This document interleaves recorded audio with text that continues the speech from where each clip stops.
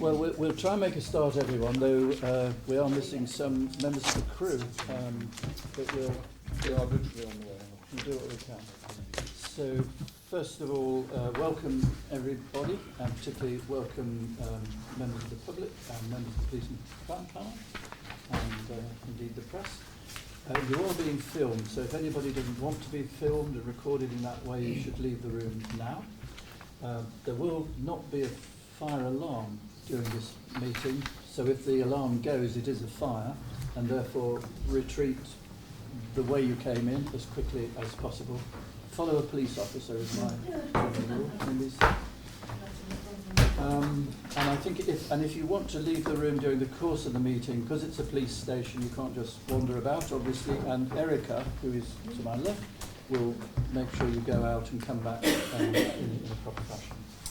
So welcome to this meeting of the Public Accountability Board. I think I've done all the housekeeping stuff, Sally, is that? Yeah, that's fine. Thank you. Right. So on to, first of all, the apologies, and we've had apologies from Nigel Hiller, Kevin Wright, Carrie Goodwin, and Councillor Wood. Is that Forward? Yes. Councillor Forward. Any other apologies? ACC Poldney.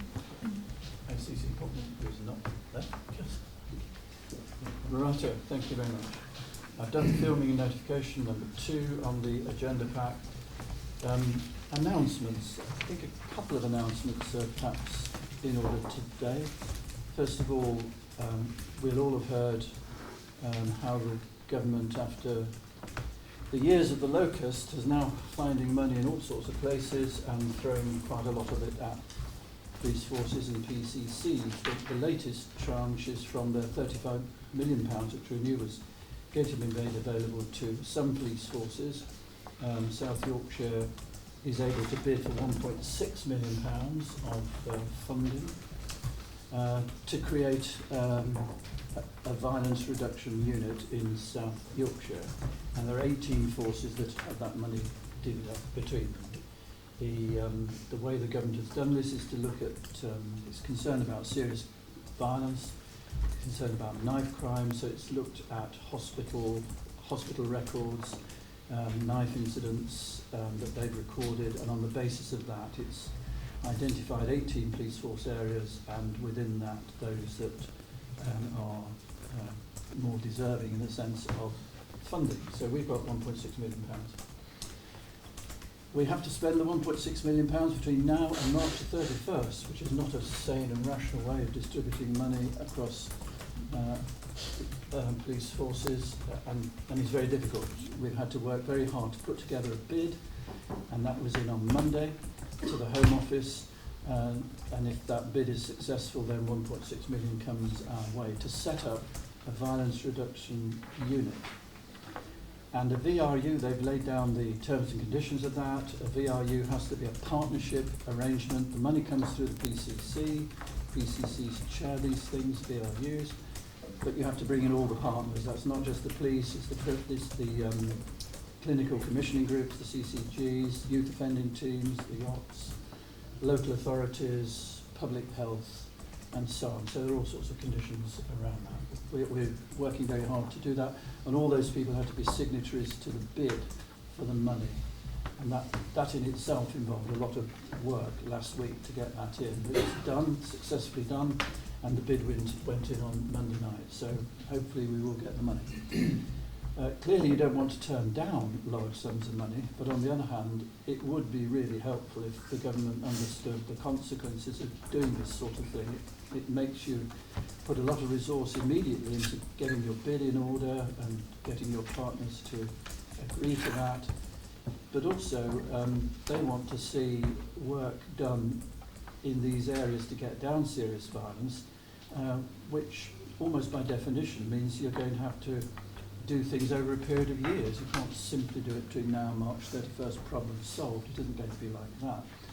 So trying to see ways in which that money can be used both sensibly, and whatever you invest in can then be sustainable going forward, I think is the big challenge to us here in those other 17 forces. So VRU money is hopefully coming our way. Of course, here in certainly in Sheffield district, quite a lot of work has already been done in this regard anyway. What the government is anxious to do is to encourage what's now known as the public health approach to crime, which is trying to get upstream of the crimes themselves and look at the root causes of crime and tackle the root causes, hence the need for partnership working. And that's an approach that's been used here in South Yorkshire for a year or two. So quite a lot of this work is already in place and is already being done, certainly here with Operation Fortify in Sheffield, no doubt in the other districts too. So we've got to find ways of making the new money and whatever we choose to do with that money gel and fit with what's already there on the ground. So it's quite a challenging period that we've got. I think that was the first thing I wanted to say. The second thing was around the announcements today, and Chief Constable, you might want to comment on that as well.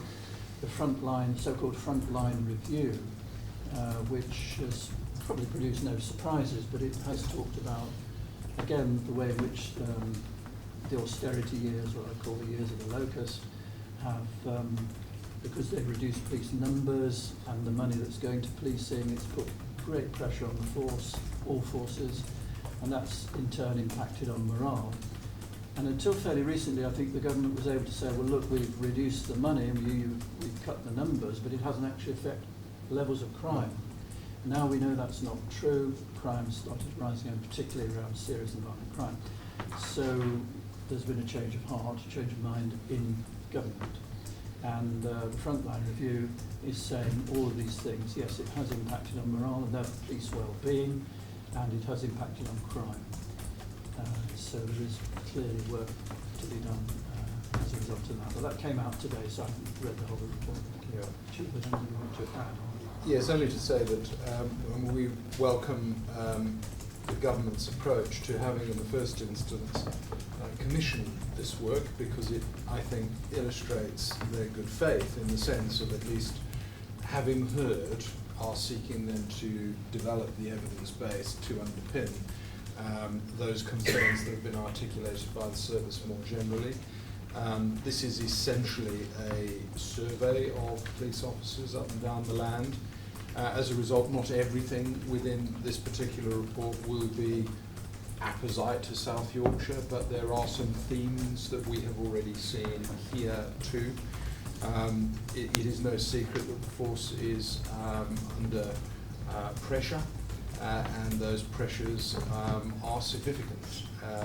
Our people, I think, are responding very well to dealing with those pressures, but it does come at a human cost, and it seems to me that this very much replicates some of that which we have discovered through our own cultural surveys in force. And whilst we've seen some very positive trends between the survey conducted in 2017 and the one recently published, actually we've got a lot of very positive people working really hard. And if anything, this report probably rejuvenates, galvanises much of what we've already done around well-being, and we do have some very developed plans in terms of accelerating what we're doing about well-being, because it's so important, self-evidently, to look after our people. David Hartley has ownership of this agenda sort of strategically, and as we bring further plans forward, particularly around one or two, I think, novel and quite exciting developments in terms of how we offer well-being services to our staff, it might be something worthy of bringing back to PAB, because I do think, you know, the public would be interested in knowing how we are seeking to look after their police officers. I think it's quite an important part of this. But in a nutshell, I welcome the review, because I think it helps to keep at the fore and in the public conscience the fact that, you know, a lot of people who are working very hard in their support are themselves suffering somewhat at the moment, and we have to be always cognizant of that. David, did you want to add anything?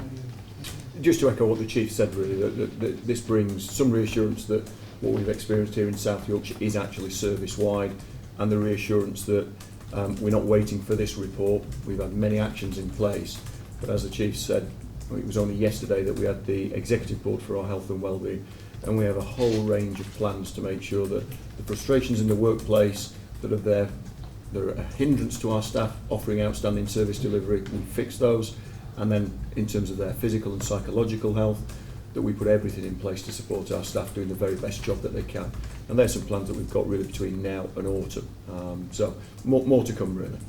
Yes, and I think it would be good to capture that in a brief report to Pam, and I'm sure that would be very interesting. Yeah. Okay, thank you very much. That was announcements. Item 4 is public questions, and we do have one from Wendy Zealand, and I did give a copy to the Chief before, so I don't know if you want to...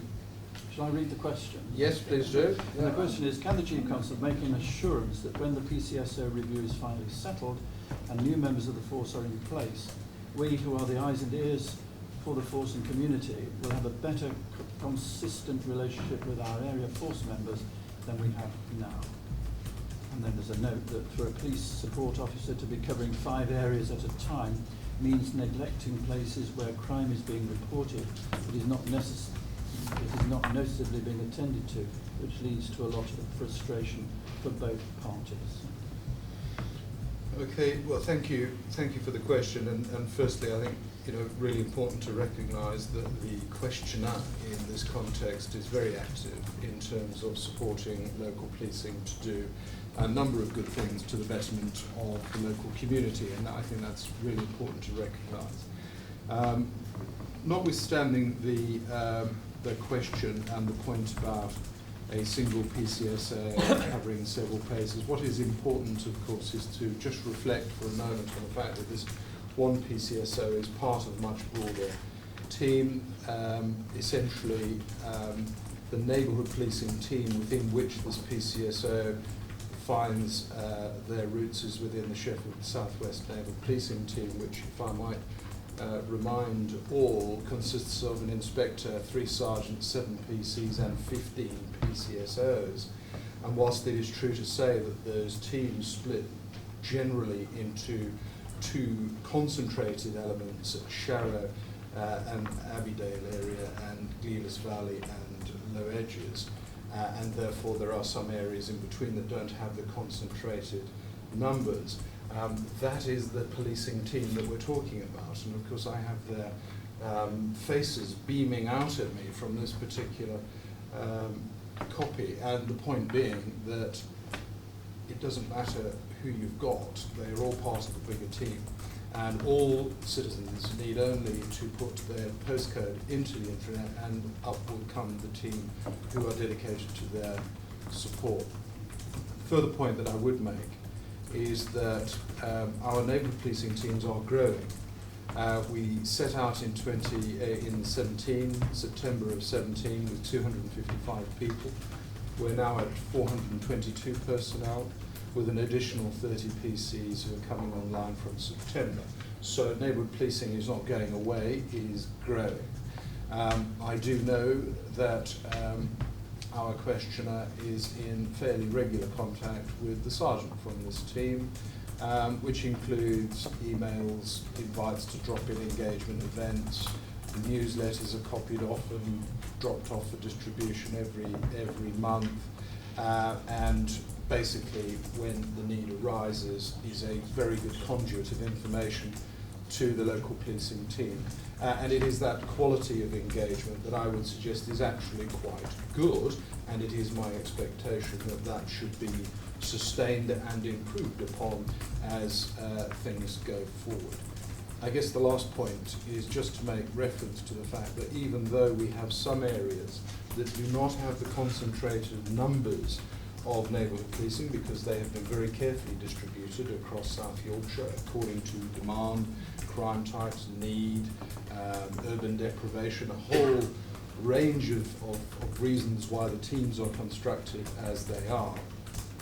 When the need arises, additional resources within that team will always be applied to wherever they are needed. And I do, for example, have a good example of whereby in January there was a series of nasty burglaries where somebody was targeting elderly people. That drew down very heavily on the support of local people in making those reports, flagging up their concern. That was responded to, and as a result of some additional resourcing, offenders were arrested, charged, and currently in prison. And so there are some good examples of how the teams are flexible, notwithstanding the distribution across geography.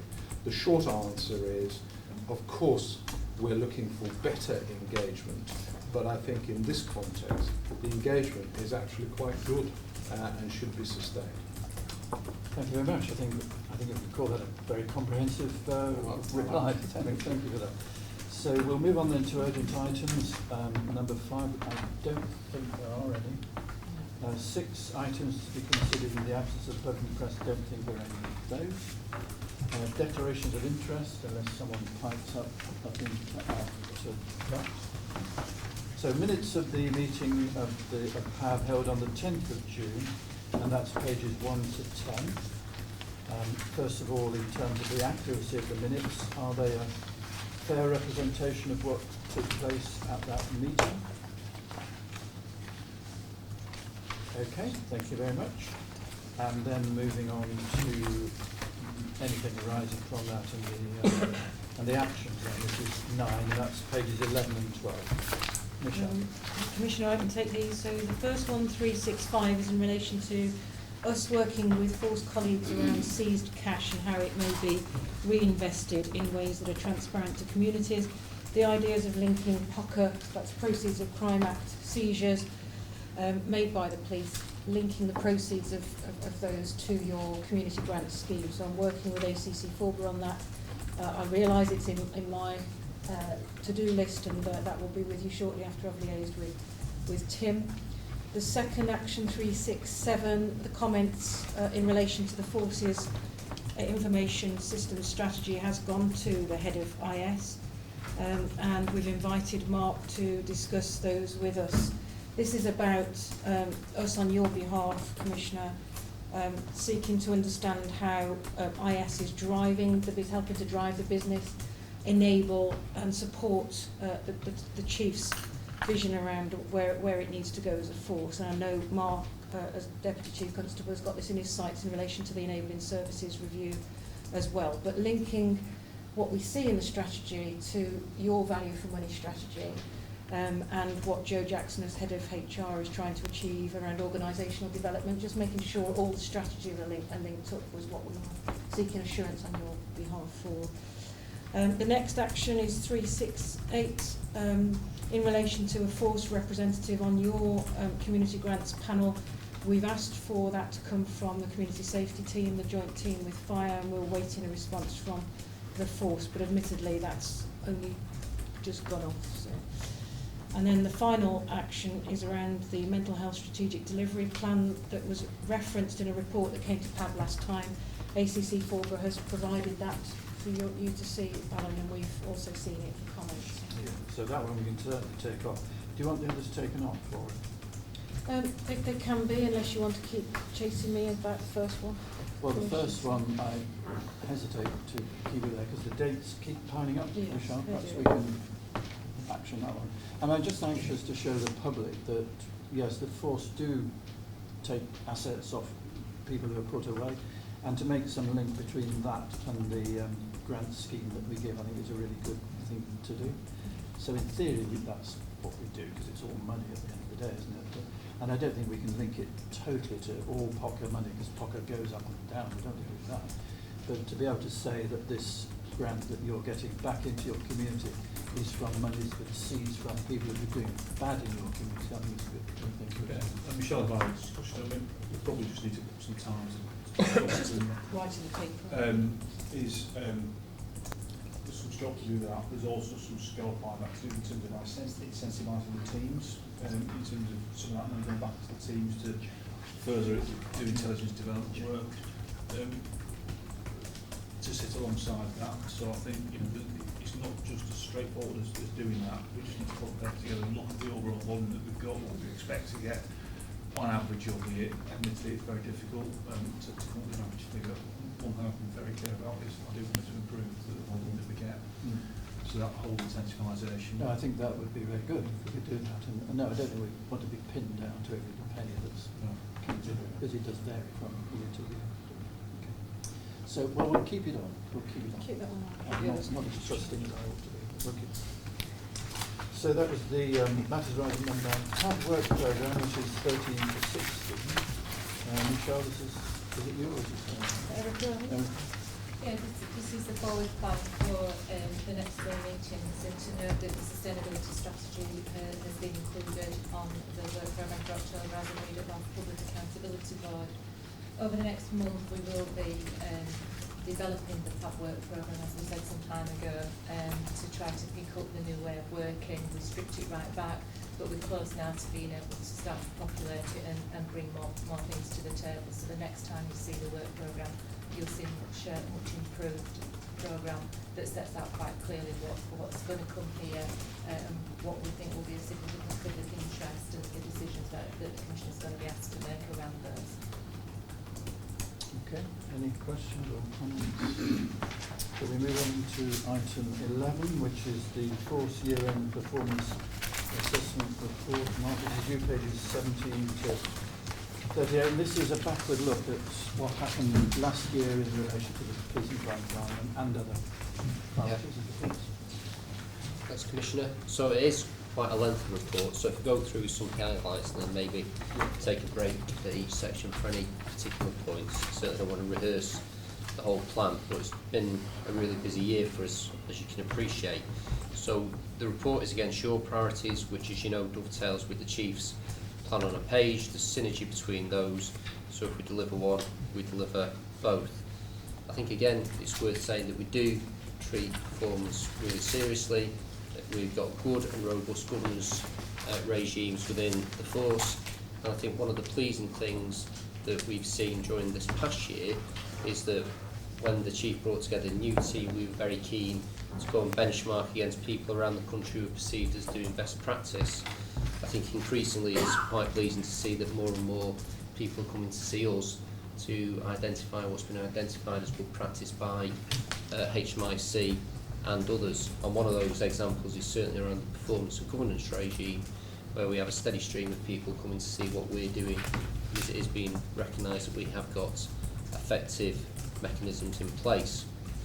Just in terms of some of the highlights, I think it's always a testament that when you're going through a period of change, to be able to maintain and indeed enhance your level of service provision is quite a difficult ask. But I think that's what we've seen during the past year, as we've embedded a new improved force operating model.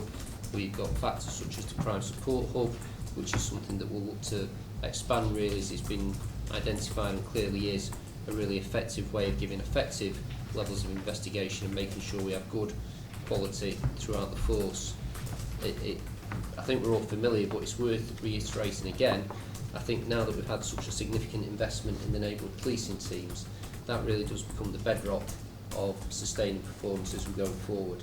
And as you're well aware, supported by the increase in the precepts, the principal focus over the next year really in terms of the workforce is to expand those neighbourhood teams to what we believe is the optimum level, and then develop capacity throughout the rest of the force. So that's all been ongoing and is really fundamental to some of the successes we've seen. We've restructured the force's investigative functions, so again it really is worth stating that we've now moved local CID back to each of the districts, and I think we're seeing some of the strengths, and Tim can talk to that in his section. I think probably Scott will emphasise that as well when it comes to Barnsley as a bit of a local example about what an impact it can have, and having those crime teams co-located on a district working with the other elements that fall under district command. This is a review of the year, and I think it would again, it seems a long time ago, but it is within the year really, that we restructured the investigative function so that as well as being able to facilitate putting local CID back on districts, we were of course really keen that we retained a very robust central function to deal with homicides and serious crimes. It seems a while ago now, but we did at the time of going live with the new structure.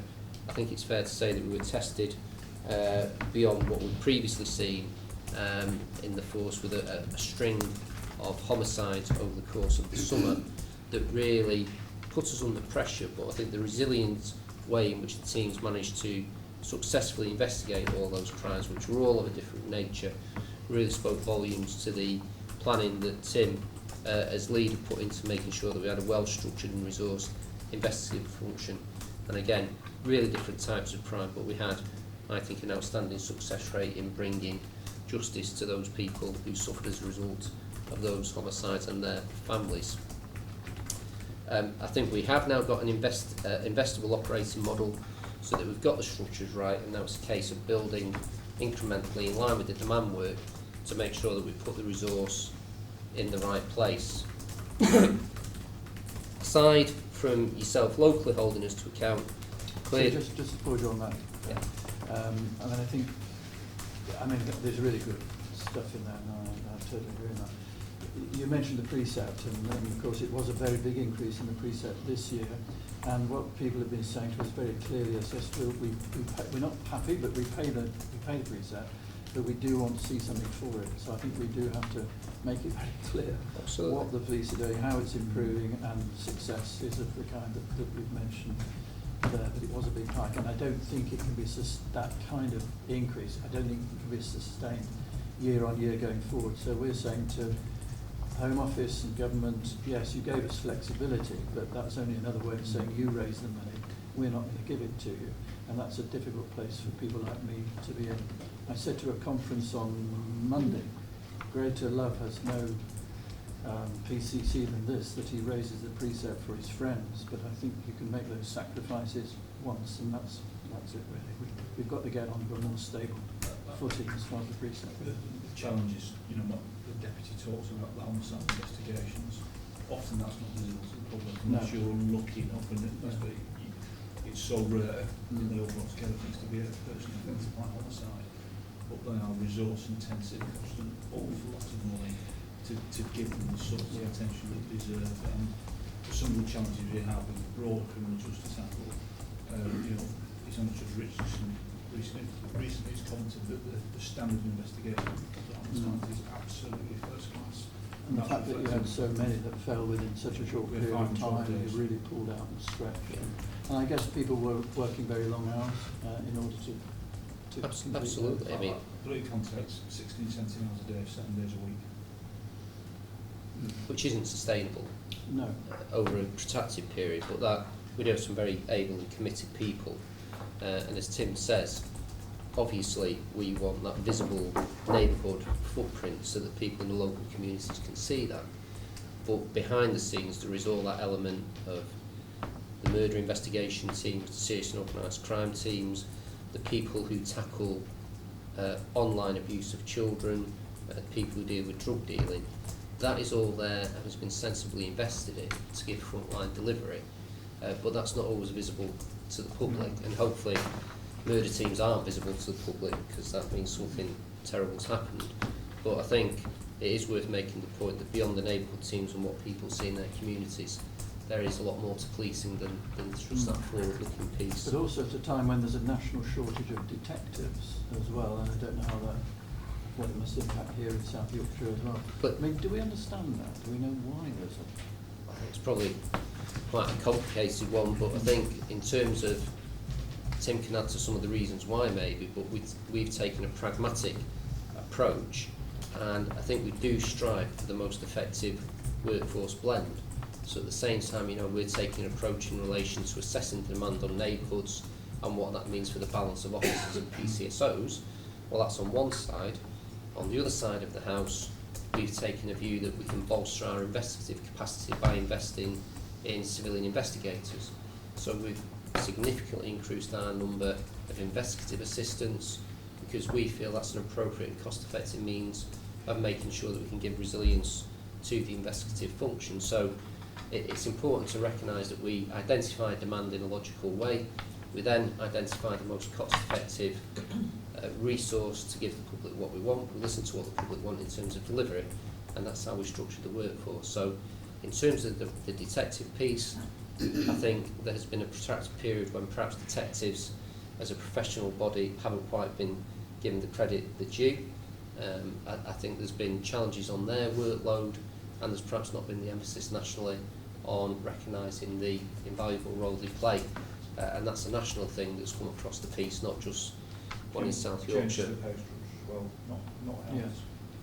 And I think very practically, similarly, one of the real issues, and we understand this, is that as we have got better at looking after our sort of uniform operational staff in terms of their shift patterns and all the rest of it, actually, quite often, those shift patterns are seen to be preferable to being a detective, where frankly you have very little certainty as to your working hours, other than that you're going to work a lot of them.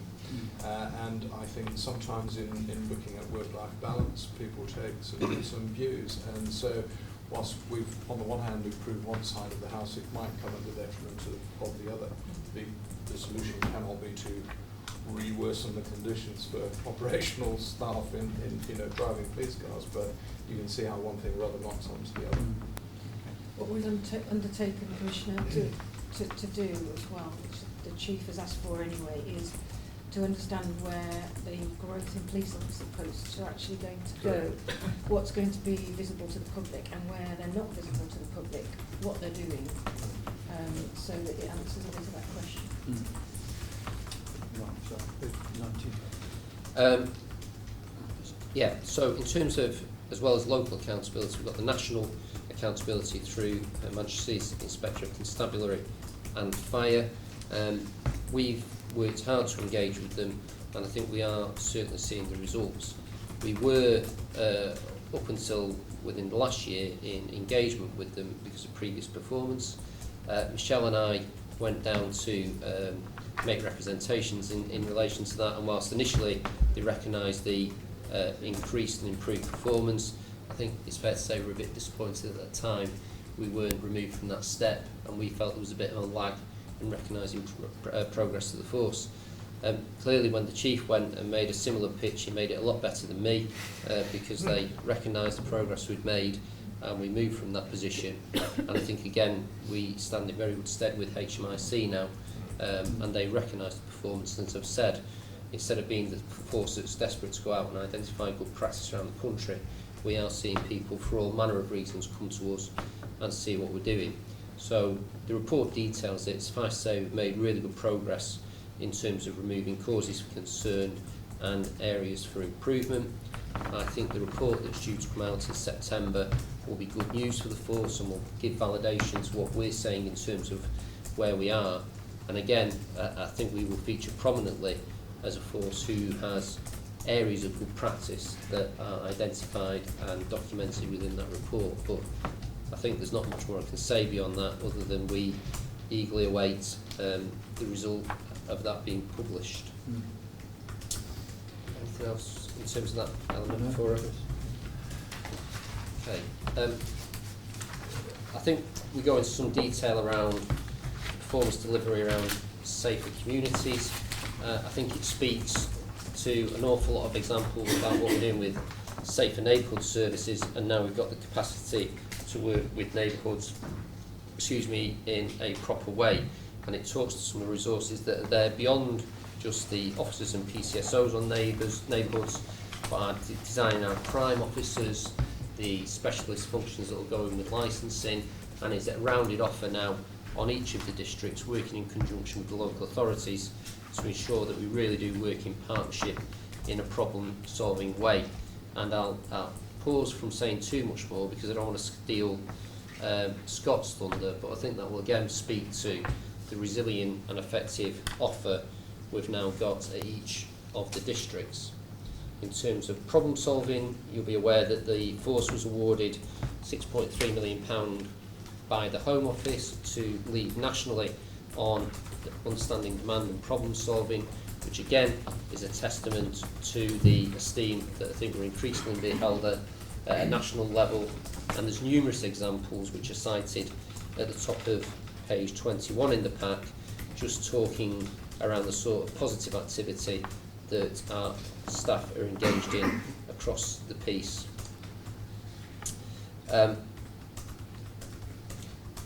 Just on that, Mark, obviously when operations occur and activity occurs in the communities, we know there's a fine balance between raising awareness of that activity for reassurance purposes and actually those members of the public that didn't know there was an issue in their communities being made to feel less safe because suddenly they become aware of it. So just in terms of that fine balance, presumably corporate comms and neighbourhood officers have roles to play in judging when is the right time to shout about this activity or not. No, absolutely. I think there is that danger that you constantly say crime solved or making people aware, and you do need that balance of giving people crime prevention advice, so there's an awareness in the area, linking in through the various local bodies we work with, Neighbourhood Watch, other organisations to give people the information, but you don't want to scare people. I think what Dave's led on increasingly is defining the information that we give out so it's in response to community concerns. So, for example, we have in the past recognised that the community will tell us that speeding might be a big issue for them. We will put out a message that we're targeting speeding, and the local community will come back and say thanks very much. The wider community will go, what a waste of resource, why are you doing that? So I think we'll be getting more sophisticated in recognising what the local concern is and communicating directly back to that local element of the community, so we'll make the communication relevant for them. And I think by doing that you identify that you're addressing a concern which the community have brought up, rather than us just pumping out information which may hit or miss.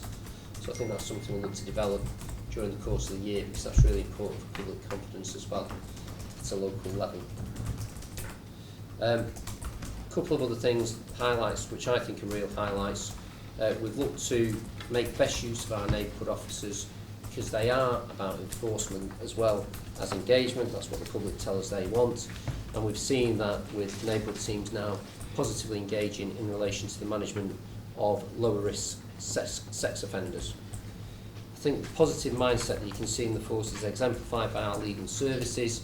We have a really effective and strong legal services team. It's a collaborated effort with Humberside, which we think really develops best value for the public.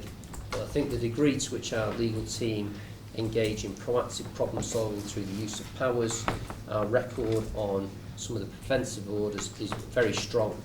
And I think that's a real strength for us, and it demonstrates that the problem solving ethos and proactivity goes beyond the frontline officers and works all the way through the organisation. One final thing that I think it would be remiss not to mention is our mental health lead, Superintendent Dan Thorpe. I think Dan's done an outstanding job on a local and national platform in identifying the opportunities around mental health. I think sometimes it's part of the story, but doesn't really do it justice to talk about the demand reduction on us. This is about giving an appropriate service to some really vulnerable people and ensuring that we're looking after them when they're in crisis, regardless of the fact that much of that demand comes from a restriction in service provision by other agencies. I think we're at the head nationally about how we deal with it. One example being acute behavioural disorder, which has seen a number of people die in the country over previous years, and it's often an unrecognised phenomenon. Dan's driven that, he's led nationally on it, and we've actually changed national health policy as a result of Dan's effort, which will undoubtedly mean that fewer people die in police custody, with all the individual tragedy that involves, but also the organisational scrutiny that brings.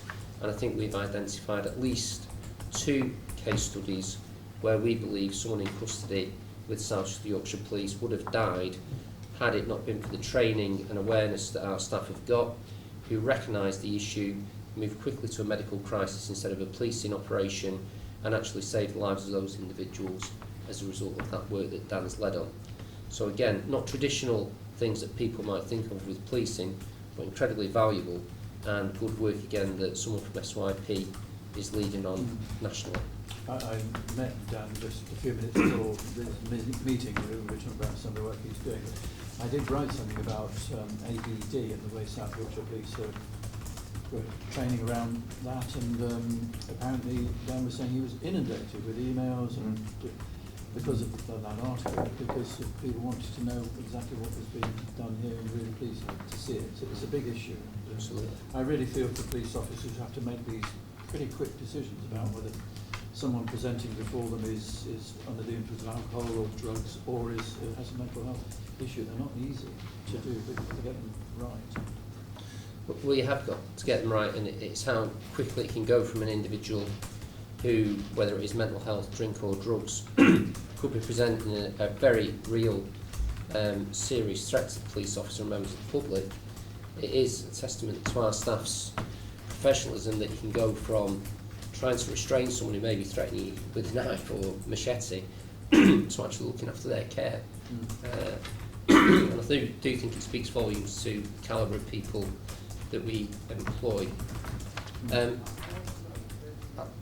pause there really, is there any more on that section? No, I'm happy to keep going. I've mentioned the fact that we're really keen to identify issues from your voice counts, and then Dave's really driving to make sure that we're answering what the public wants and not making assumptions. And I think pages 24 through to 25, that deals with some examples of that, where we're actually taking strongly on board what the public wants us to do and dealing that. And there's a range of examples there. Operation Shield, which is the burglary reduction plan, which is having some great impact. The off-road motorcycles team, again, another great innovation that's really doing what the community want, enabling us to manage demand more effectively. I think there are a couple of things in these sections which I did want to pick up on. Yeah. One is I'm genuinely puzzled. I wonder what the force's thinking was around that. That's on page 23. There's some bullet points at the top, and then it's the second paragraph down. And it talks about, we acknowledge feedback from the public that has shown a reduction in the percentage of people who think the police in their area do a good or excellent job. Now, given the fact that we've restored neighbourhood policing and all the things that we refer to, which is clearly good stuff, it doesn't seem to be reflecting through into these surveys of trust and confidence. And I wonder whether you have any thoughts about that as to why that isn't apparent. Is it a lag, or are we asking the wrong questions? Or?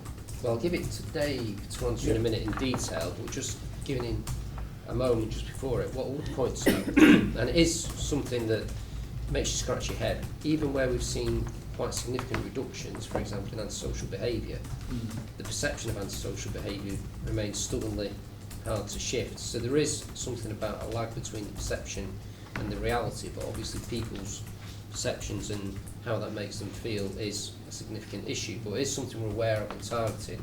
And Dave, do you just want to... Yeah, absolutely. There is a lag in the surveys by the very nature of them. So from any of our activity, it's a fair expectation there'll be at least 6 months before we realise any change on the street in our neighbourhood function, before that will be reflected in a survey. Notwithstanding that, the demand work that we did initially very much focused upon volumes area of demand that would repeat, where we were spending an awful lot of our time and effort and focus. Problem solving was applied to those locations and had some remarkable effect in terms of bringing that demand down. What became clear from the surveys were that many of these high demand locations, our hospitals, our care homes, retail premises and such like, actually had no relevance or link to what mattered most to our communities. What mattered most was the speeding vehicles on a Friday night, acting in an antisocial way, localised criminal damage, the off-road motorbikes being a blight to our communities at weekends and ruining, our countryside. So that was the reason why all of our efforts around focusing around volume demand areas didn't register with those who were saying, well, I'm not seeing the impact in my local community yet. So really over the last 6 months, our focus around problem solving is not to park and no longer look at volume areas, we do those, but a refreshed and renewed focus on absolutely engaging with our local communities, down to micro communities really, almost street by street, to say, and this is the new Alerts Plus system that we have now, to say what matters most to you, and then to visibly be seen to be actioning those. So that's what we can see here, is those refreshed approaches, that we're expanding our off-road motorbike capability significantly so we can do that, and the problem-solving pot plans now within our district are very much focused around what matters most to our local communities. So my expectation is we're doing that right now. We should start seeing the benefit of those, and we are seeing the early green shoots that our confidence figures have moved from a plateau into a very gradual increase. I expect that to gain more and more momentum. Well, that's good to know, and I think a lot of this is about, you told us to do this, this is what we've done, that's when you get That's it. That's when you get the result. The only other point that I would mention is that confidence is distinct from satisfaction. Yeah. Satisfaction is, of course, our victims dealt with by our people. Yes. Confidence draws on many sources, and confidence is very much impacted by what people see in the news and hear on radio stations and all the rest of it. And when you're talking about a knife crime epidemic in the East End of London and all that sort of stuff, you hear about people who are making statements about, well, it's all very tricky and we can't cope. This damages public confidence, and sometimes things happen out with our control that damage confidence locally. Sometimes things happen out with the force that increase confidence. Policing confidence, the last time it was at a very, very high level was after the delivery of the 2012 Olympics. Policing confidence in the police was at the highest levels ever. Why? Because the whole country felt good about the delivery of the Olympics. It had nothing to do with any local or individual force. By the same token, sometimes bad things happen and it drags it down. So it's one of those that's very much more fickle to move, but absolutely one of those things we're really conscious of, because you would imagine intuitively that all that we're doing will start to shift those numbers to a more positive pitch, and that's certainly our aspiration. Yeah. Otherwise, it's a long wait for the Manchester Olympics. Indeed it is. Yeah. Okay. So Commonwealth Games in Birmingham, I think, Oh, Yes. before that. But we're not hanging our hat on Birmingham. The other thing was page 25, drug dealing, misuse, etc. I mean, clearly this is a big issue, and I've had a number of people come in now to the office, local councils this week, from one of our areas, saying they think it's getting more brazen. They think that the dealers are dealing with younger and younger people and involving them in criminal acts, which we understand. Can more be done? Even saying things like just the fact that a police car drives through our area has the effect of disrupting people who are not going to want to be seen to be dealing on the street. I don't know whether you're picking up similar things from neighbourhood teams or... I mean, one, there is the overall investment in neighbourhood teams, but this perhaps come back as well to our position around the PCSO review, because the public tell us that they want engagement, but they want enforcement, and there are elements of that which you can only do with a police officer. So part of the rebalancing of the PCSO police officer ratio on districts is aimed at giving us that capability to do more enforcement. Now, as that comes along, that will have the benefit for us. Drugs is something that's a constant threat. It is important, and it's good that the public have got they've got the confidence to tell you about it, because we need that information, and we do target it at all levels. But hopefully, as we get more capacity of enforcement within the neighbourhood teams, that's going to give us that opportunity to increasingly disrupt it at a local level. Do we have a drug strategy? Not specific, not as distinct from. Should we have? So, I'm not entirely sure the value of a distinct drug strategy per se. I think it's reasonable to have a look at to what extent is enforcement targeted at different levels. Is there a distinction in our practice between low-level users of drugs versus upper-tier sort of sellers of drugs? And there is. I think it's reasonable in terms of looking at what we do with those that we arrest for drugs misuse in terms of liaison and diversion as a distinct road to prosecution. And I think that's built in very much to what we do within the custody environment. I think there are elements about restorative justice.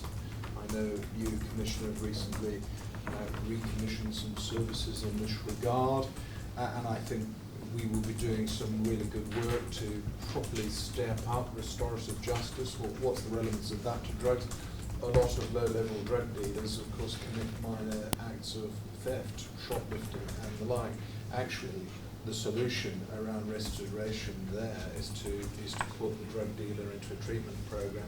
So there are a number of issues, if you like, which one could argue if you have an overarching strategy, you'd be able to codify the way these things sort of are set forth. But actually, in practice, drug dealing as one of many risks and harms are almost perceived organically in line with our threat assessments, patch by patch, and people make sensible decisions as they go forward. Where I would like us to perhaps do a bit more work on drugs is just doing some of what I've already touched upon, and that is working with partner agencies to identify a cohort of people whom a proper wraparound needs to be placed to get them out of drugs altogether, because it is such a driver of criminality. We know that, but we also know that arresting people, putting them before the courts for a monetary fine alone is almost wholly counterproductive, because people are just going out and committing more offences. I think it's an area we would probably need to return to. Might ask for a specific report around this to Pat, because it's something that is beginning to grow again as an area of concern by local councils and community groups. We were talking today about, and it's why I want to see some of the monies that I have available going into things like football clubs and martial arts clubs and boxing clubs and so on, because they do a lot, particularly the summer nights coming, and the dark evenings, nowhere for young people to go. I think that's something that we can help. And we were talking to the football trusts, 5 of them across South Yorkshire, about how we can do more around that with their help, specifically around football. So one of the points that I should give emphasis to, though, is absolutely right. Mark talks about additional enforcement capacity in neighbourhoods being really important, but we've also bolstered, of course, some of the resources within our operational support division who are there to bring some real heft to what is happening in neighbourhoods.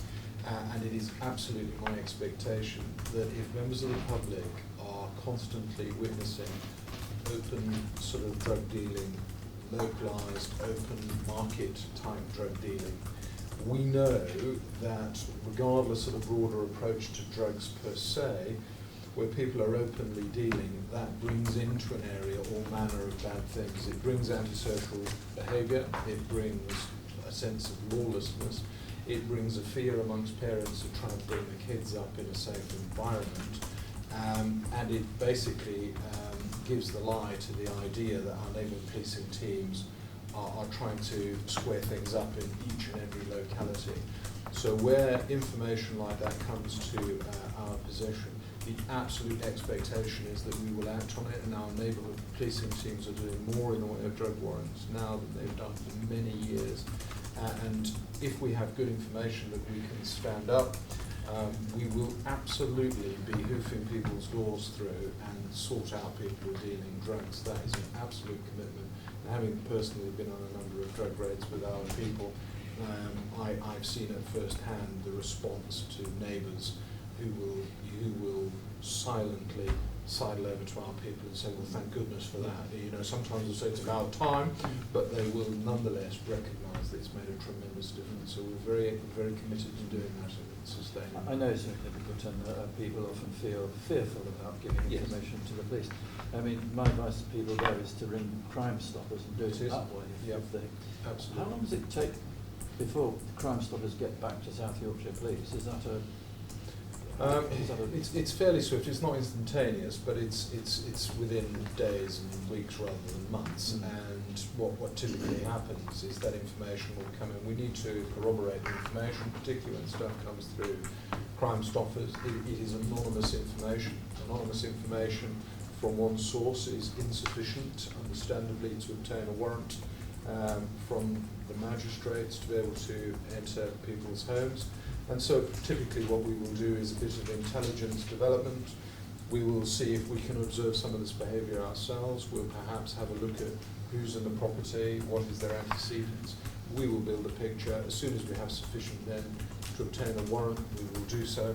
And then we will execute the warrant at a time of our choosing in such way to maximise the return. And sometimes that will follow a period of we've got enough to obtain a warrant, but we'll actually want to surveil the premises so that we can ideally try and pick off those who are selling, those who are supplying, and get upstream of local street dealers as well. Chief, I was going in terms of our capacity capability to target the individuals. If it sits outside the capacity capability of the neighbourhood policing team, or supported by a local district tasking team, that's when within our serious and organised crime unit we have got a development and targeting team and an operations team that can bring specialist assets to bear using the full range of specialist capabilities to target them. And we do. Okay, which probably brings us on to the next section. And just in terms of that drugs piece, we did commission a problem profile of it this last year. I think the view we've taken, and it gets refreshed as part of the annual process for the strategic intelligence assessment, we would see the picture of shifting sufficiently to warrant another problem profile, but the absence of a particular local strategy doesn't mean that we don't give it consideration from the intelligence perspective. And then, as has been said, our response really goes from all levels. So at the lower end, if it's a neighbourhood concern, that might be enforcement action in terms of a warrant, a closure order, action to actually deal with some of the visible signs of it in a community.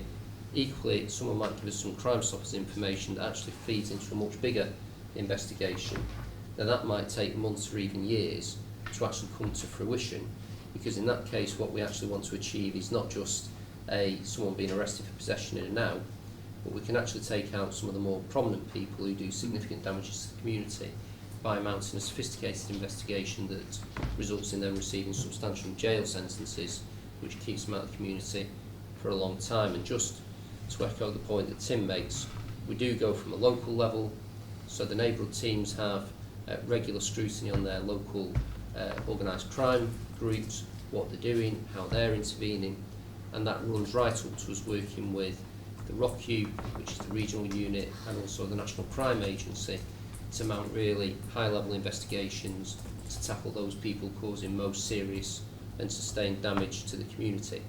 The full extent of that will never become public because of the sheer nature of those investigations. I think it's worth making the link also with your violence reduction unit bid, and you talk about tackling the root causes of crime.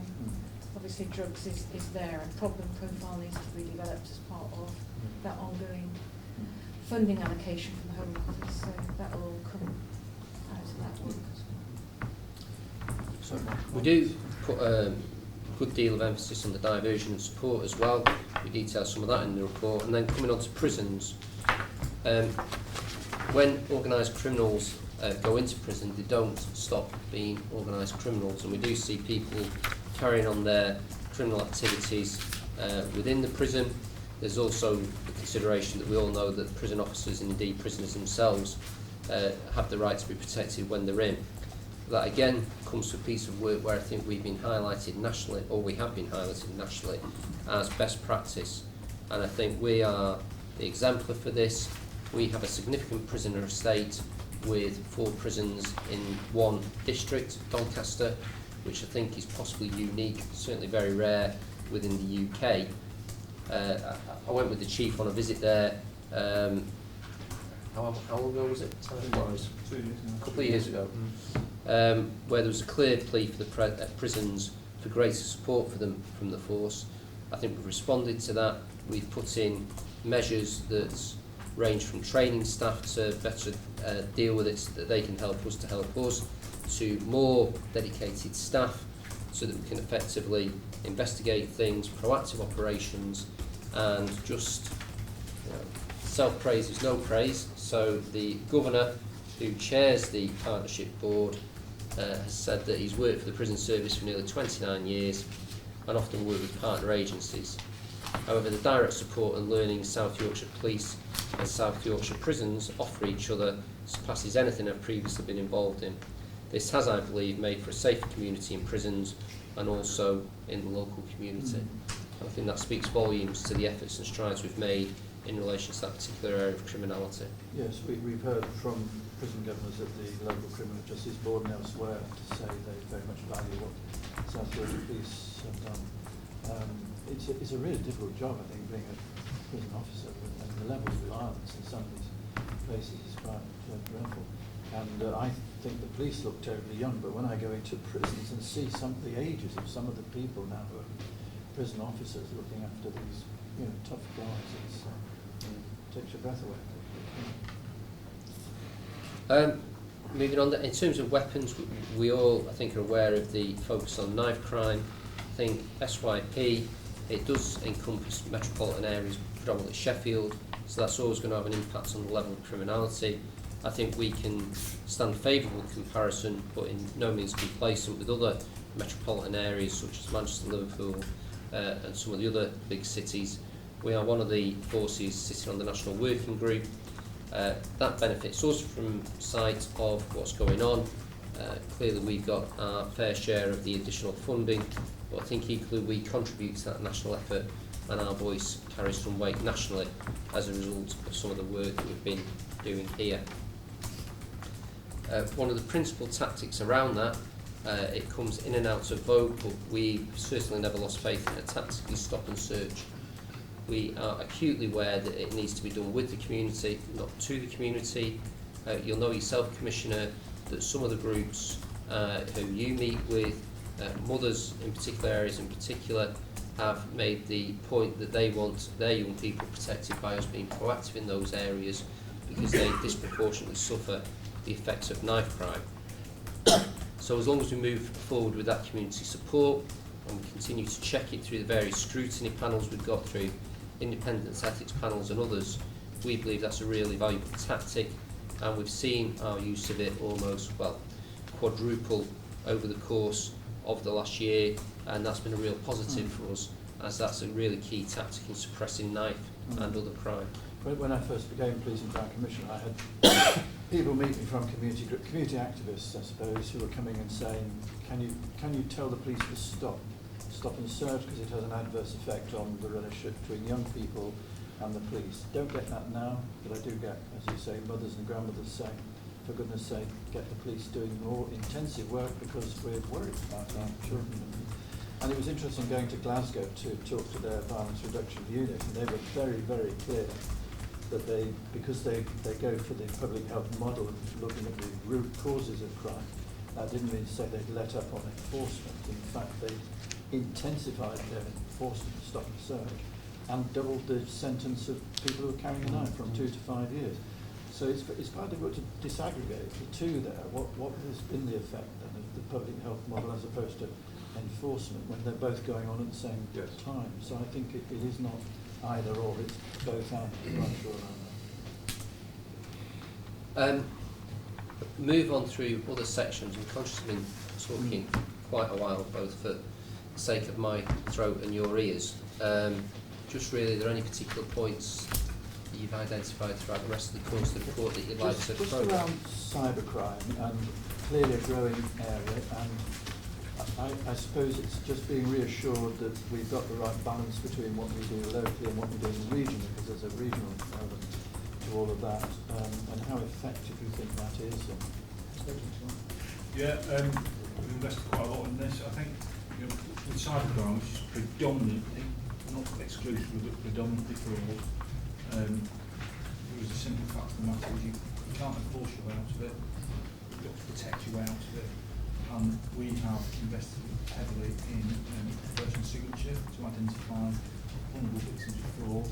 We've invested in a fraud and cyber protect officer that sits within our Social and Organised Crime Function that is absolutely dedicated. Is that just one? Just one individual, but Is that enough? well, their role, I do think it is, because it's got a full-time coordination role, and about coordinating different approaches to different groups to help people protect themselves against cybercrime.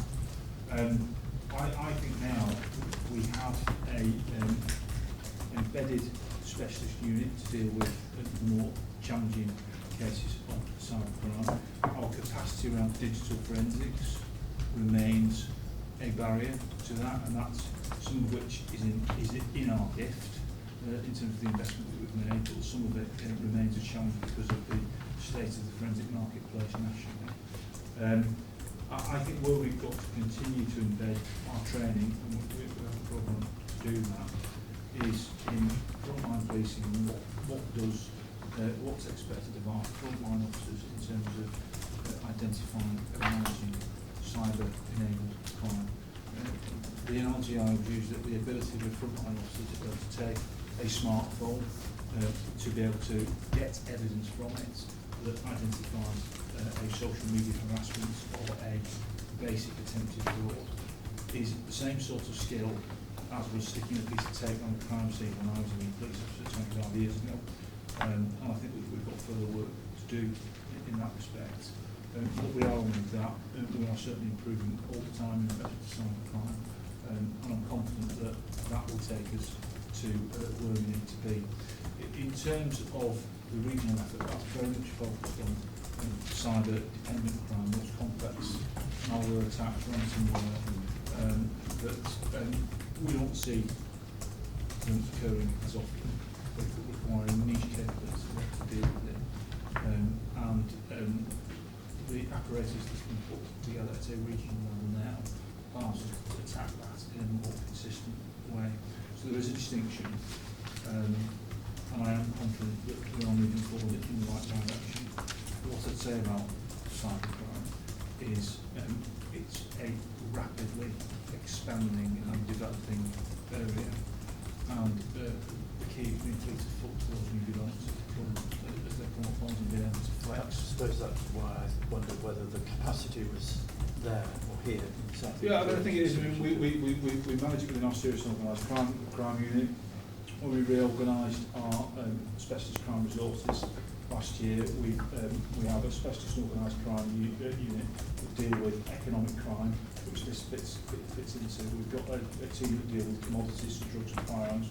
We've a team that deal with vulnerability. So we have a dedicated unit within our serious and organised crime team that are wholly dedicated to cyber crime and fraud and that area of economic crime, which puts us in a far better position than we were beforehand. This was just dealt with in the general sense and in amongst everything else. It's clearly a growing area, and probably therefore we're going to come back to it at some point. I don't think I've got any other questions on the rest of the report. Unless there was something you wanted to highlight or Not really. or are there any comments or questions around the No, I think, I mean, to be fair, it is a lengthy report, but there's been a lot going on, and you know, in a way, it would be disappointing if it wasn't a lengthy report, because we're still quite a big organisation. But I think just picking up on one of the points that Odette made before is that actually I do welcome the opportunity to be able to share this with the wider public, because there is so much in this report that is not visible to the public. It is not at the forefront of people's minds. It's only when you just take a step back and go through it in its full measure that you realise the full spectrum of endeavour. And so, just the sort of stuff that Tim's just been describing now, people don't often just pause for thought to think through, people misusing technology, yes, to commit crime, yes, to commit sexual offences, yes, to threaten, harm, hold to ransom. These are all things that are being dealt with every day of the week. And that's why some of what we do just isn't as visible to the public as we would like it to be. Doesn't mean it isn't necessary, it is as critical and necessary, but this is a good way of being able to just share that with people, because I fully understand why otherwise, in the absence of this information, you make your judgments on what you see on your doorstep.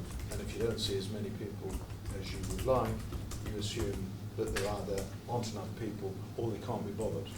And that, I think, is very much held up to better scrutiny when you look at this report in the round. Commissioner, just on that point, Operation 45 Chief has a dashboard for the public there just to see the amount of activity. Yes. Bottom of page 33, bottom right, there's a 3-letter acronym, TTL. I presume that's threats to life. Threats to life, yeah. Yeah, threats to life, and that is where we deal with particular scenarios where an aggressor, very often in this case member of an organised crime group, is behind a credible threats to life, and we deal again with threats to life. We have to deal with both ends. those who are making the threats and those who are on the back end of the threats, and we have to safeguard people from those threats, and we have to seek to disrupt those making the threat. Takes a lot of time, but it's really important that we do that. And the reason why that is part of the dashboard, if you like, is that the effective management of threats to life is what reduces gun-enabled murders. That's the reality of it, and we wouldn't know that there were threats to life if our intelligence function wasn't up to the job. And so I think it's a very powerful indicator. The point you're making is if this is a public document going to the public domain, you've really got to explain what GTL stands for, and I mean that goes for all the reports and reports. Okay. Thank you very much indeed for that. That was a look back over the busy previous year ending March 31. We're now looking at in item 12, force performance against the current police and fire package. Into this year, Tim, you're 39. I think first of all, she knows in a great case, but and some of it does build on what Mark has talked about in the last item, so I won't attempt to reiterate some of that. So just to pick out the salient points, we'll just start off at the bottom of page 39. There's a reference there to about the work that we've done to understanding the demands that are facing us. One of the areas where we are continuing to get accolades from HMIC and where we are continuing to get interesting reports is our increasingly sophisticated understanding of demand, and that's not just demand that comes in through 101 to the front door, it's those other areas of demand that come into the organisation, and in particular what it takes to resolve them. So it's not just about government, it's about understanding the effort that's involved, the impact, the risk that's involved, the volume of resources that are used, and we're continuing to develop a very, very sophisticated understanding of that that's, as I say, is attracting the attention of the forces. And to that end, we have a number of our local MPs coming to Atlas Courts in June to listen to some of the 999 and 101 calls and just understand the breadth of that demand. It's very, very easy. We know that there are challenges with 101, but very, very easy unless you've actually seen it firsthand, not to understand how it is that some calls can be dealt with in 2 minutes, some calls might take 45 minutes to deal with. So very welcome the opportunity for some of our elected representatives to come in and actually get a really good understanding of that. We've continued to develop improved business intelligence that allows our local leaders to be able to understand the demand that's facing them here and now. So within our business intelligence products, we can take feeds from our information systems that now give those people the science and inspectors who are running day-to-day, hour-by-hour operational policing at districts to understand what demand's coming in now, where is it coming from, where does the risk, threat and harm sit within that, and it allows them to take more dynamic decisions, more informed decisions about how to deploy our resources in a way that deals with it in the most efficient way possible. So we continue to develop that. The paper goes on to talk about neighbourhood policing. You'll see in the first paragraph there, no change in terms of the local issues overall that are consistently reported to us as the issues that matter most to the public: house burglary, speeding vehicles, use and dealing with drugs, and off-road motorcycles. The Chief highlighted quite rightly the increasing investment that we've made in neighbourhood policing over the past few years, but as the force has become less reactive and more proactive, we're very clear that whilst neighbourhood policing is at the forefront of what we do, all our other departments, whether it's response policing, whether it's specialist crime services, whether it's the operational support unit, are there to support that frontline neighbourhood delivery. And what the paper goes on to talk about really is two particular areas: the operational support unit and specialist crime services. So the operational support unit is at the forefront of our response to speeding vehicles and off-road motorcycles. Dave highlighted before how we've increased the number of off-road motorcycles that we've got and the number of officers who are trained to ride them. since they started in August 17, they've deployed over 8,000 hours of officer time. They seized 54 bikes, given over 300 warnings under Section 59 of the Police Reform Act relating to anti-social use of vehicles, and seized a further 86 bikes from individuals who haven't got a driving licence or haven't got insurance. And we've dealt with over 101 offenders on summons and recovered 204 stolen motorcycles. That's a relatively small unit that doesn't sit within the numbers that we talk about as part of our neighbourhood policing cohort, but are absolutely focused on an issue that is of real concern to the public, and a relatively small unit, because of the specialist capabilities and equipment that they have, can really bring to bear some effective problem solving. OSU have continued to be very fleet of foot in terms of the local communication, so when they're out dealing with these issues in the community, they've got their own social media feeds and they're constantly updating the public about what we're doing, which is good to see. And in terms of, we really recently took part in the Emergency Services Day in Sheffield in April. That was attended by 25,000 people coming to have a look, and you can see first-hand sorts of specialist capabilities that our operational support teams bring to bear and how they work to the public good. I'll just move on a little bit to talk about specialist crime services. So just in the table on page 41, yeah.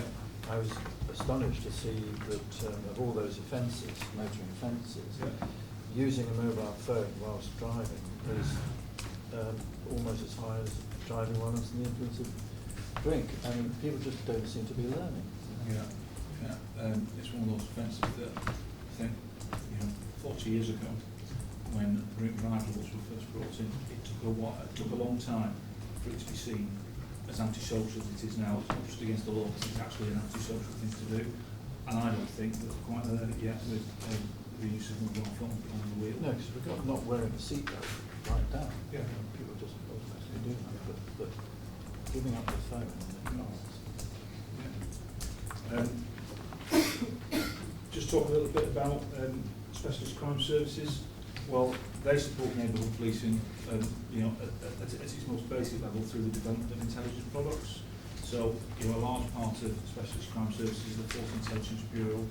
That unit is responsible for the receipt and processing and organisation and development of that vast array of intelligence that we get from a whole range of sources.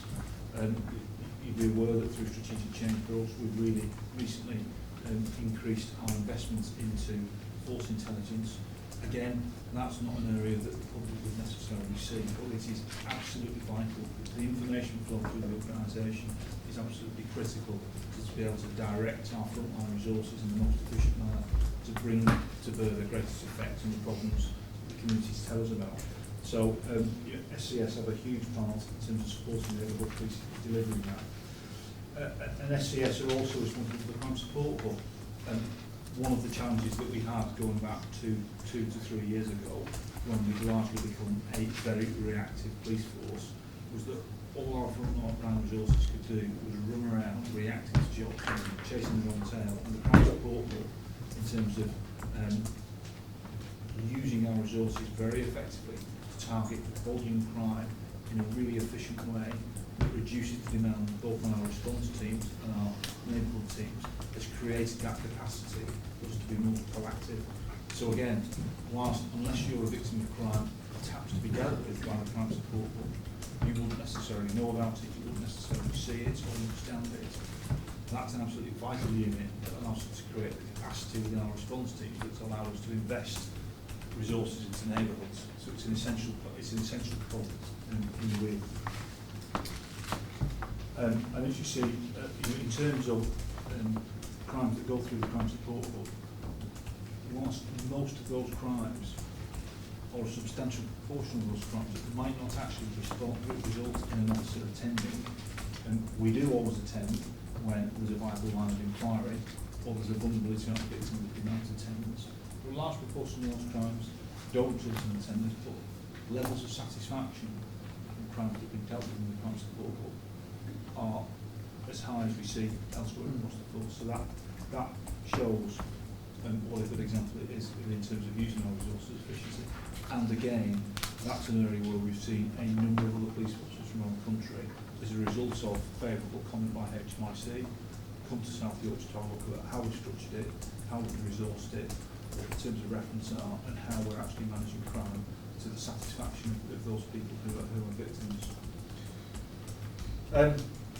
In terms of what we're doing here and now, I know you're aware that we've recently had a custody inspection, and there will be some work to do around that. Largely positive, some really strong positives about our custody estate, but as you know, we've got difficulties certainly in our custody estate at Doncaster. That's going to result in a new police station in the coming few years. But by and large, some recognition of good practice in terms of the custody inspection, although there are some areas that undoubtedly when the report is published will require some work for us, but that's recently taken place. In terms of offender management, Superintendent Paul Curry leads on this, and I know we worked with your office to recently complete the survey that's been commissioned by Her Majesty's Inspectorate of Probation. A number of examples of effective offender management within South Yorkshire. I think if you looked at how offender management was organised only a few years ago, it was predominantly targeting serious acquisitive crime to the exclusion of everything else. I think one of the strengths we have here in South Yorkshire is a bespoke, distinct approach across the different districts. So you will see that in Doncaster there's been a real emphasis on domestic abuse. In Sheffield, due to some of the challenges we have around serious and organised crime, there's been a real focus on that as well as domestic abuse. And Rotherham's been very focused on child sexual exploitation. There's a multi-agency panel in each district that considers referrals for inclusion on the IOM scheme if they meet that local criteria. It's really, really important because if we are to play our part in the rehabilitation of people, particularly people who are coming out of custody, we know that finance, lifestyle, and attitude are the key areas that they need to have some stability when they come out of custody, and no single agency can deal with that. So having an integrated offender management approach at a district level that can deal with those offenders who are coming out into local communities is really, really important. Page 43, I'm really going to jump to the middle paragraph that talks about, I know you've mentioned already the money that you've got to build a violence reduction unit, but preceding that, the force was allocated £2.58 million, if I can call it surge funding, to develop a fully robust approach to deal with some of the serious violent crime that's been seen across the country. I think it's important to say from the outset that whilst other areas of the country have seen really significant rises in serious violent crime, and over a longer period we have seen that in South Yorkshire, over the last 12 months it's been relatively stable. But nonetheless, we have received £2.58 million to develop a serious violence task force. That launched officially on June 3rd. It's run out of our Ops complex. It consists of about 25 police officers supported by a dedicated intelligence cell and a dedicated performance analyst. It has been had a very, very successful start. Just to give you an idea of the volume of work that has been undertaken by the task force since it started.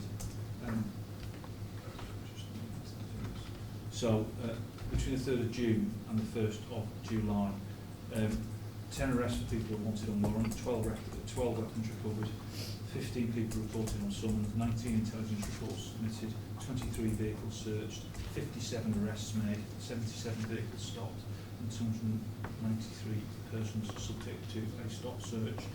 That is a significant volume of work for a relatively small group of officers. All that work has been intelligence led.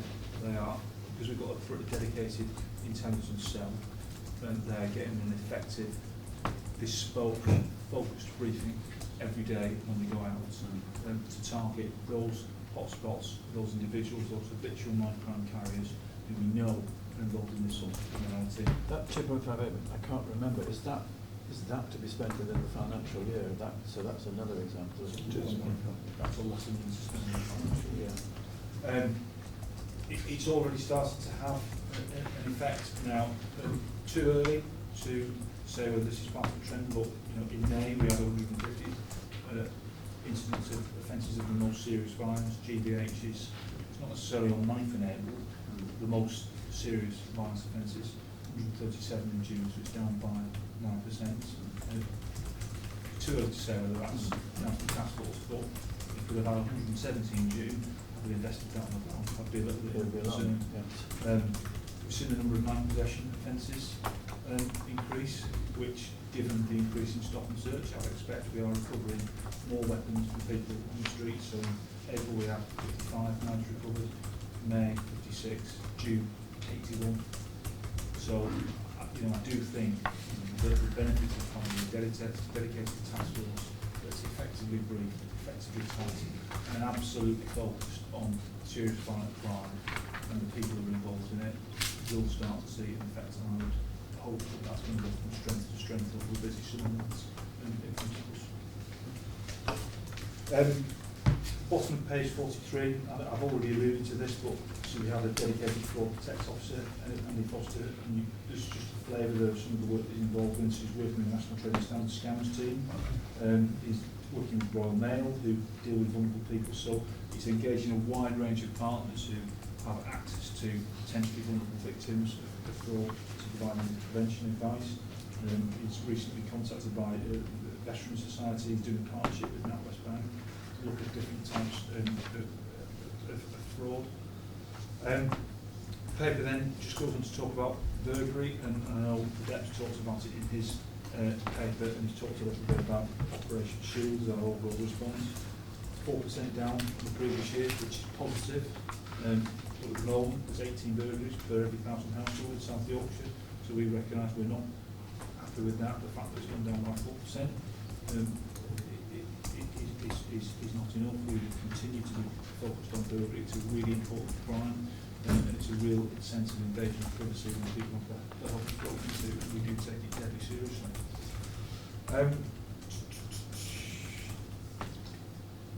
You've got public health approach to crime. I don't think you need to go through that. So we've talked about that already. And you've got a conference in Sheffield on Thursday around that.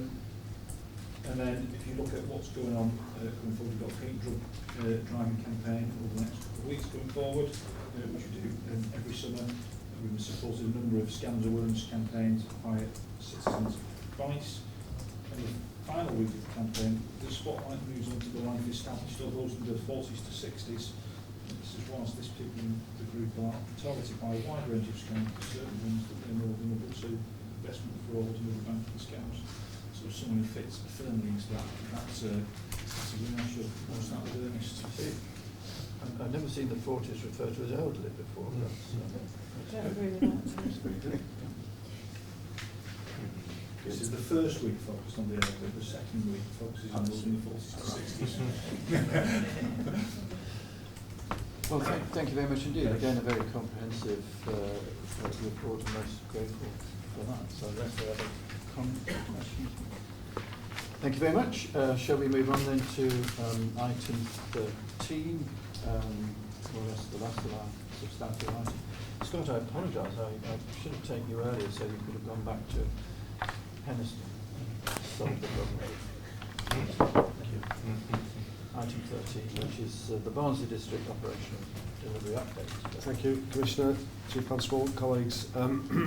At paragraph 3.1 on page 47, I just summarised the performance of Barnsley District. So we're now seeing the real direct link between the collective activities of the embedding of neighbourhood policing, proactivity around offender management, and investigative delivery, which is a direct consequence of all those assets returning to local command, which has seen sustained crime and demand reduction both in the last performance year and into the current performance year.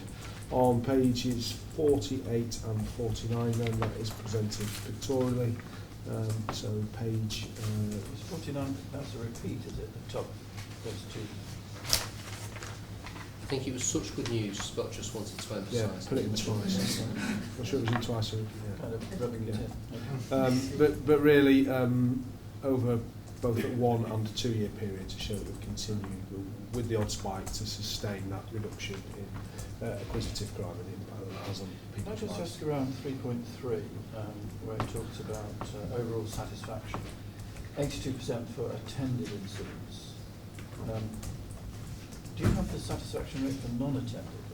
Yes, we do. Yeah. What- I don't know what it is immediately, but for burglary dwelling, it will probably not be statistically a significant result because there's so few burglary dwelling offences that we wouldn't go to.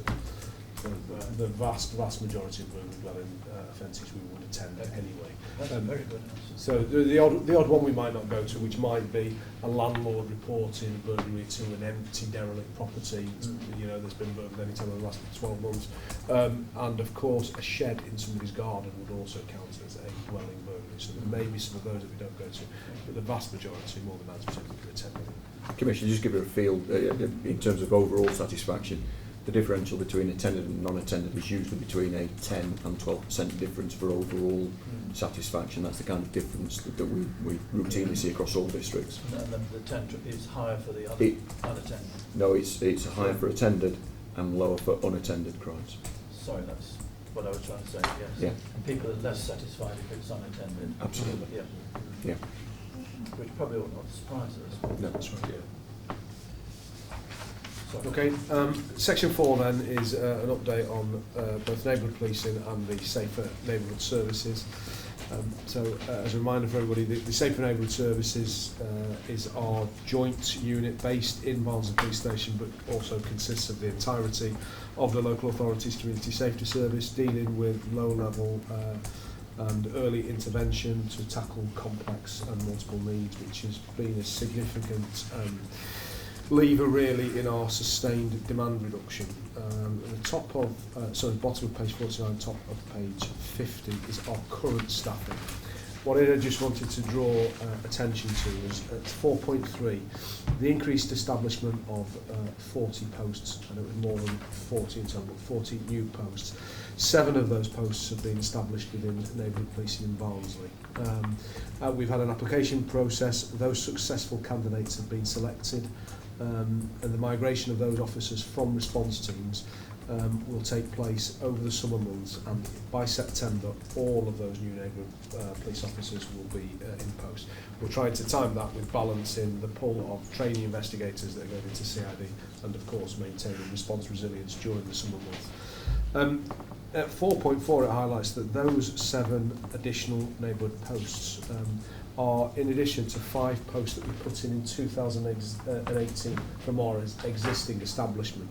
As a result of embedding neighbourhood policing and particularly the demand reduction that we've seen, we took a decision in the latter part of 2018 to reduce each of our response teams by 1 officer, because we felt we could do that and continue to still meet the demands of the corporate service that response teams get and increase our neighbourhood policing anyway, which really I think sort of sets the tone for that sustained investment and is evidence that that sustained investment and holding our nerve around neighbourhood policing has seen the reduction, which has allowed us to move more people upstream of demand. Colleagues will be aware that the Barnsley Town Centre neighbourhood team is funded by Barnsley Metropolitan Council, who have a new building, the Glassworks, which is an iconic new building in the heart of Barnsley Town Centre. The council have freed up space within it to move our town centre neighbourhood team into the town centre. Another decision that we've taken locally, given the rate at which we are recruiting new officers, is we're also going to move our student officer assessment unit into the same building. So our student officers in Barnsley will be tutored on response teams. When they get to the point where they need assessing, we will be putting the 5 assessors in the same building in the town centre, and all student officers in Barnsley will be assessed on the streets on foot patrol in the town centre for the vast majority of that period. So that we see will a lot of extra officers visibly. Yeah, so on an average day, in addition to the 5 town centre police officers and their supportive PCSO team, we should see an additional 10 officers every day on foot patrol in the town centre, which we think is a really valuable tool in terms of visibility and that presence within the town centre, but also a really good opportunity for our student officers to talk to the public every day and not be policing from inside a vehicle.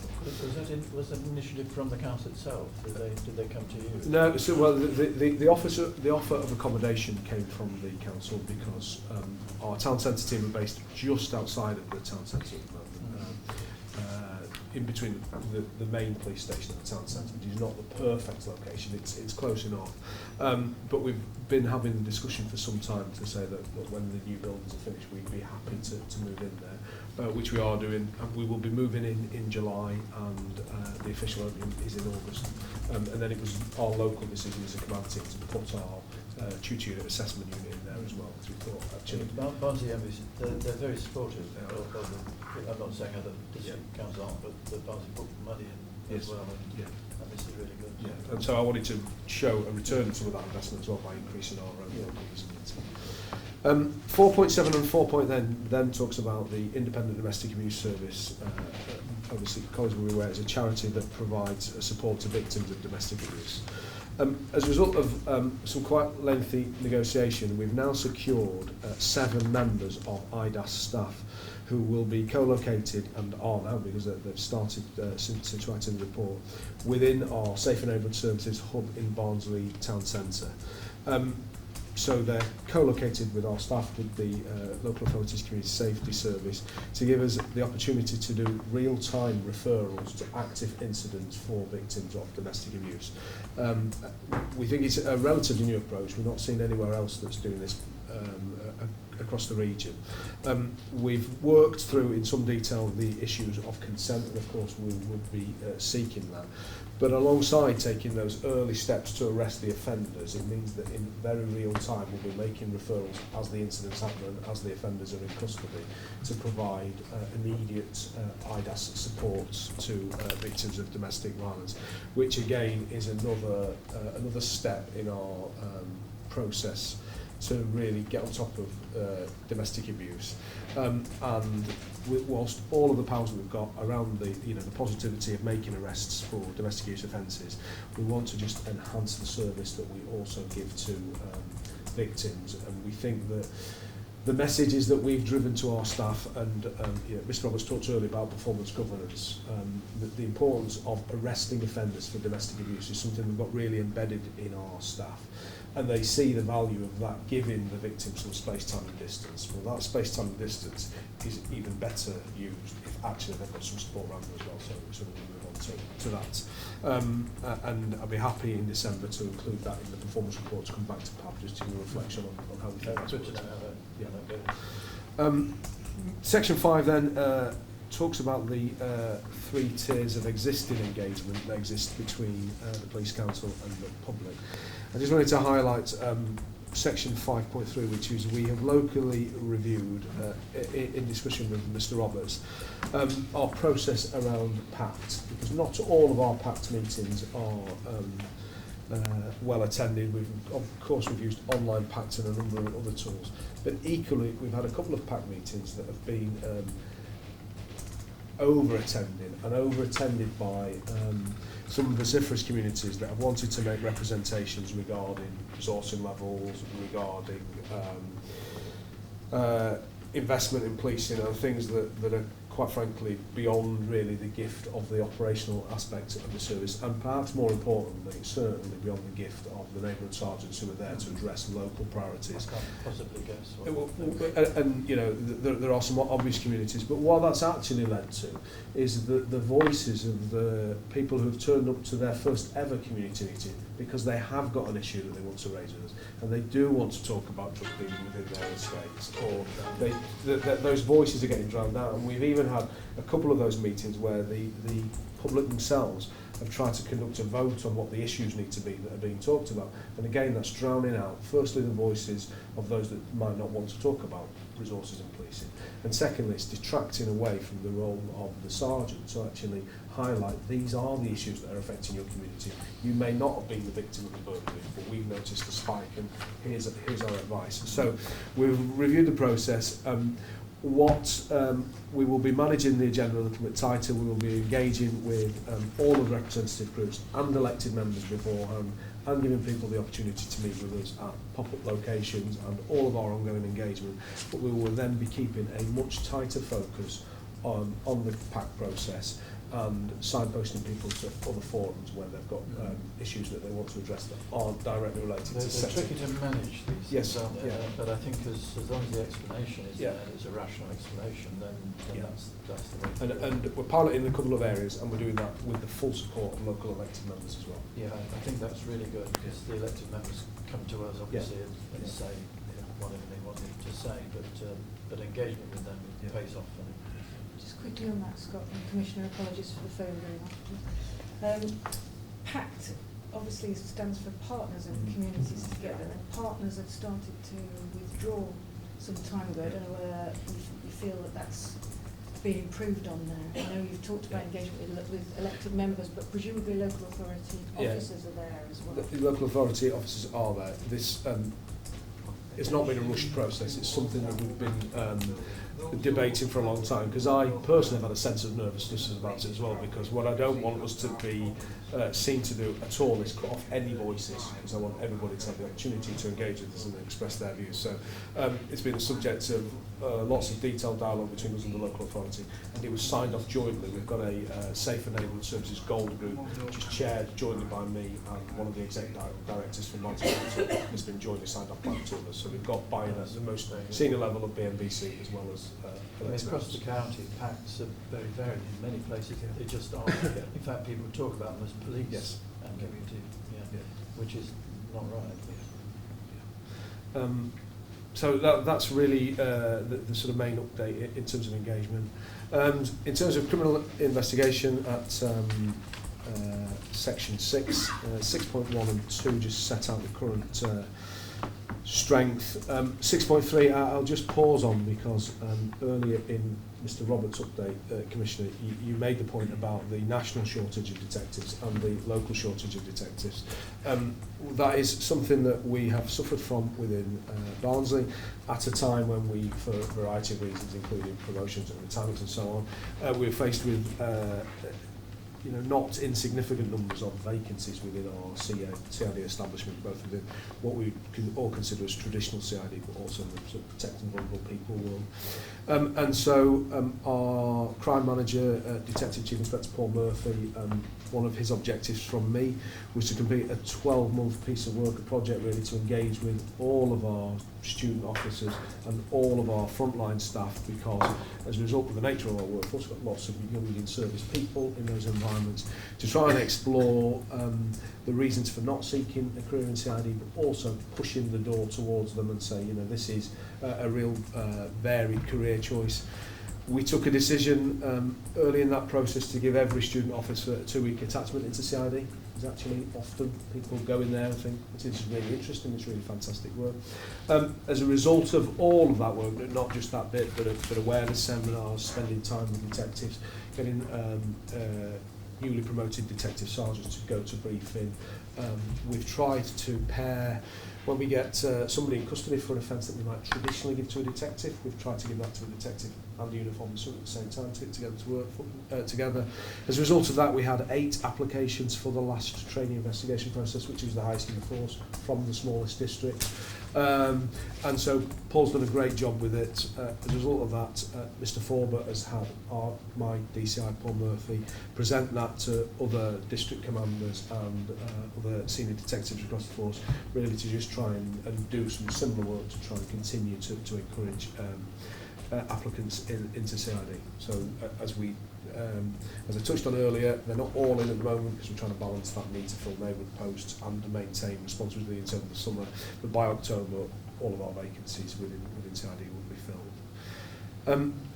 Mr Forbert in his last update then talked about the Serious Violent Crime Task Force. So 6.4 and 6.5 sets out what that is. What I wanted to just highlight as 6.6 is that during the past 3 months, Barnsley's recorded only 66 crimes that fit into the category, which is the lowest in the force, which is a result of lots of things, but one of those things in particular is the makeup of organised crime in Barnsley, which does not suffer from the same levels of violence crime that we see elsewhere. And as a result of that, really, one of the things that I'm keen to balance with my fellow district commanders is, of course, there will be opportunities for us to use those assets and to have those resources within Barnsley. But I want to balance that, again, reflect on some of the earlier conversations, without putting the fear of violent crime up in Barnsley, which is not particularly high, but also be realistic about the fact that these are really valuable force assets that we need to see in other parts of the force. So it's really my way of summarising that, yes, we'll see them occasionally, but I don't expect to see them as much as other parts of the force, and I understand that, and really we'll be driving that message across with our inspectors. And then finally, just to finish, all of our organised crime groups are owned and managed by our neighbourhood policing teams. They are held to account in terms of governance for actions around them by a meeting that's chaired by the crime manager to give updates on them. But as Mr. Forber highlighted earlier, there are occasions when, as a result of our local activities, we do go to the force's central assets and sometimes the region for activity around some of our crime groups that, clearly we can't expand on, but we've got that service that's available to us. Thank you very much indeed. I've just got one question, because it was a good report and interesting report, and that's around drugs, because probably about this time last year you were having real issues around spice in the centre of town. It's not mentioned in the book. Is that something that's you're on top of, or is not gone away, I don't suppose? But it's not gone away, but 12 months ago we were suffering from lots of use of spice. Again, I guess started off as a result of detailed offender management, investment in neighbourhood policing, and actually committing resources into the town centre, which is where we suffered lots of our spice complaints and spice problems. And we've tried some fairly innovative stuff as well, using different partners in different ways. And actually, as a result of dialogue with the local authority who commissioned some of the drug services, to try and get drug services to think a little bit differently as well, in the sense that some of those that have used spice might not necessarily turn up at 9 o'clock on Monday morning to an appointment as a result of lifestyles, and actually trying to encourage those services to actually be outside and dealing with service users in the communities. And as a result of a whole swathe of those and a detailed action plan, we've seen a reduction. One of the things that's not lost on me is that reduction has, of course, been through the winter and spring months as well. And as we enter the summer, we need to realign to it, but it's certainly not the position that we were in 12 months ago. certainly the complaints we've had in has dropped away, Yes. But it's good to hear. Thank you very much indeed. I thought it was a really encouraging report, as I say. Any other comments on questions on that? Everybody happy? And apologies again if you want to shoot off the files here. Okay. Use the word shoot in these contexts. So that was item 13. Item 14 are PCC decisions, pages 53 and 54. Erica, is there anything to be said? I'll take this one, Commissioner. There's only 3 reported there since the last meeting. Just in terms of giving him more information about the first one, because I think we had a question at Police and Crime Panel about what does National Rugby mugs mean. It's a national association that supports greater access to justice and protection support, etc. For sex workers, allows improved reporting of criminal offences, and looks to keep them safer. £3,000 has been granted in respect to that national association, Commissioner. So, but the other 2 I don't. It was for work in Doncaster specifically, I think. They're good. Any other questions? Okay. So we come then to any other business which has been notified, and none has been notified, so there isn't any. First time next week is on the paper. Thank you very much indeed. Thank you.